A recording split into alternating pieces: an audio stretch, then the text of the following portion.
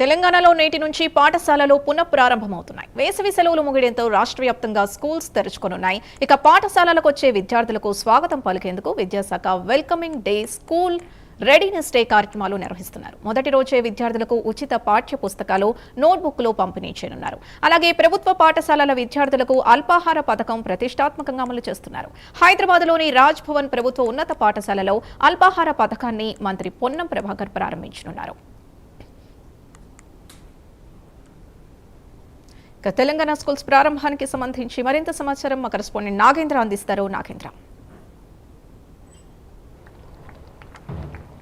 Thank you Sindhu. Telangana రాష్ట్రంలో బడి గంటలు మోగాయని చెప్పాలి. ముఖ్యంగా వేసవి సెలవుల తర్వాత తెలంగాణ రాష్ట్ర వ్యాప్తంగా ఉన్నటువంటి ప్రభుత్వ పాఠశాలలతో పాటు ప్రైవేట్ పాఠశాలలన్నీ కూడా ప్రస్తుతం పునఃప్రారంభమైనటువంటి పరిస్థితి. ప్రస్తుతం మనం చూడొచ్చు, రాజ్భవన్ వద్ద ఉన్నటువంటి స్కూల్లో ఉదయం నుంచి కూడా చిన్నారులు ఎంతో ఉత్సాహంగా ప్రతి ఒక్కరూ కూడా స్కూల్కి చేరుకున్నటువంటి దృశ్యాలు మనం చూడవచ్చు. ఎందుకంటే దాదాపు నెలన్నర పాటు సమ్మర్ హాలిడేస్ని ఎంజాయ్ చేసినటువంటి చిన్నారులు, విద్యార్థులంతా కూడా ఈ రోజే స్కూల్కు ప్రతి ఒక్కరూ కూడా స్కూల్కి వచ్చినటువంటి దృశ్యాలు చూడవచ్చు. ఎందుకంటే రాష్ట్ర వ్యాప్తంగా కూడా ప్రతి ఒక్క విద్యార్థుల్ని స్కూల్కి రప్పించడంలో భాగంగా ఇప్పటికే ప్రభుత్వం మనబడి కార్యక్రమాన్ని తీసుకోవడం జరిగింది. ముఖ్యంగా రాష్ట్ర వ్యాప్తంగా 27,000 స్కూల్స్లలో దాదాపు 16 లక్షల మంది విద్యార్థులు చదువుతున్నటువంటి పరిస్థితి ఉంది. ఇవాళ ముఖ్యంగా ఈరోజు ప్రారంభమైనటువంటి తరుణంలో వెల్కమ్ డేతో పాటు మరొకవైపు రెడీనెస్ డే అనేటటువంటి 2 కార్యక్రమాలను కూడా ప్రస్తుతం స్కూల్స్కి సంబంధించినటువంటి ఉపాధ్యాయులు నిర్వహిస్తున్నటువంటి పరిస్థితి ఉంది.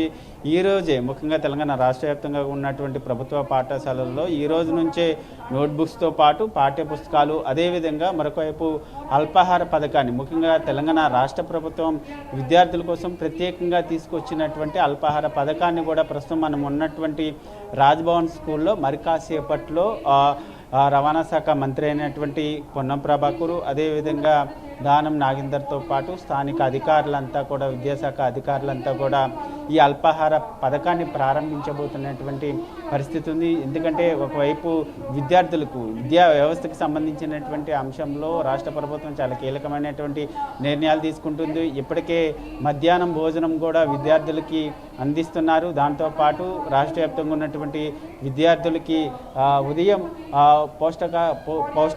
పౌష్టికాహారమైనటువంటి టిఫిన్స్ని అందించడంలో భాగంగానే అల్పాహార పథకాన్ని కూడా మరి కాసేపట్లోనే పొన్నం ప్రభాకర్ రాజ్భవన్ స్కూల్లో ప్రారంభించబోతున్నటువంటి పరిస్థితి ఉంది. ముఖ్యంగా ఈ ఏడాది ప్రత్యేకంగా 10% ప్రభుత్వ పాఠశాలలో విద్యార్థులకు సంబంధించినటువంటి అడ్మిషన్లు పెంచాలనేటటువంటి నిర్ణయానికి రాష్ట్ర ప్రభుత్వం ఇచ్చినటువంటి తరుణంలో, ఎందుకంటే గత ఏడాది ప్రభుత్వ విద్యార్థుల సంఖ్య తగ్గినటువంటి తరుణంలో ఈ ఏడాది దాదాపు 1,60,000కు పైగా కూడా విద్యార్థులను చేర్పించడమే లక్ష్యంగా కూడా ఈ సంవత్సరం అడ్మిషన్లు జరిగాయి. ముఖ్యంగా మనం ఉన్నటువంటి పాఠశాలలో అడ్మిషన్ దొరకాలంటే దాదాపు సంవత్సరాల తరబడి వెయిట్ చేయాల్సినటువంటి పరిస్థితి ఉంది. ఎందుకంటే ఇది రాజ్భవన్ ఆధ్వర్యంలో నడుస్తున్నటువంటి ఒక ప్రభుత్వ పాఠశాల కావడంతో దీంట్లో అడ్మిషన్ కోసం ప్రతి ఒక్కరూ కూడా ఎన్నో సంవత్సరాలుగా ఎదురు చూస్తున్నటువంటి పరిస్థితి అయితే కనిపిస్తుంది. మొత్తానికైతే తెలంగాణ రాష్ట్ర వ్యాప్తంగా ఉన్నటువంటి ప్రభుత్వ పాఠశాలలో బడిగంటల మోగినటువంటి పరిస్థితి అయితే కనిపిస్తుందని చెప్పాలి. మరి కాసేపట్లో రాజ్భవన్ ప్రభుత్వ పాఠశాలలో అల్పాహార పథకాన్ని మంత్రి పొన్నం ప్రభాకర్ ప్రారంభించబోతున్నటువంటి పరిస్థితి అయితే కనిపిస్తుందని చెప్పాల్సింది. Right, thank you Nagendra.